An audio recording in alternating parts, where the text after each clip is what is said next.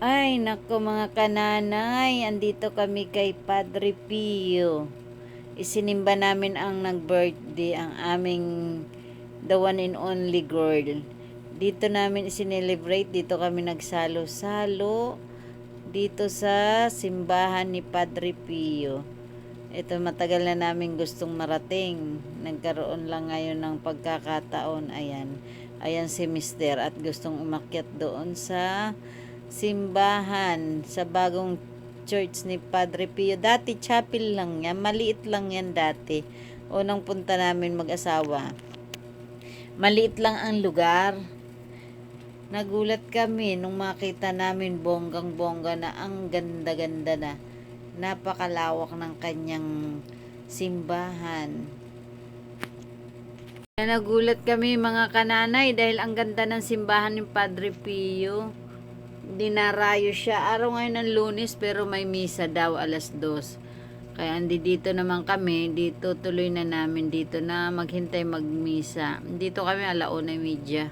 1:00 pala. Ay, at bibili kami ng ano ni Padre Pio, souvenir. Makabili ang tindalawa para sa tindahan at dito naman sa bahay ang isa. Ang ganda ng tindera, mabait yan, palangiti.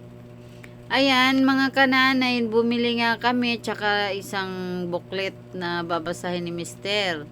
Tingnan nyo naman mga kananay, ang paligid, napakaganda. Diyos ko, ang lawak.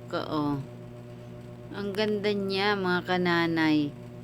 Wala akong masay sa lugar. Fresh ka talaga. Kahit dito ka sa lubas makikinig ka lang, maano mo ang simoy ng hangin. Masarap sa katawan kahit pagod ka. Pag nakapasok ka dito, wala ang pagod mo. Ayan si Mister, inikot na yata niyan lahat.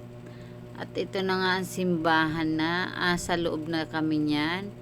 Mga kananay, bawal mag-video habang mimisa si pare. Yung pare dito. Kaya hindi namin na-videohan yan. Mga kananay, talaga naman tanggal ang pagod mo pag nakita mo itong aura ng kanilang simbahan dito kay Padre Pio. Ang ganda talaga. Kaya kung bibigyan pa ako ng pagkakataon, marating ko uli ito, pupuntahan ko ito uli. Siyempre mag-iipon tayo para ano naman tayo ng panibago pa arkila ng sasakyan. Ayan mga kananay, namangha ako sa ganda ng kanilang altar. At sabi ko nga kay Mister, kakaiba siya. Simple pero tatagos sa kaloob-looban ng kaluluwa mo talaga yan. Ang ganda.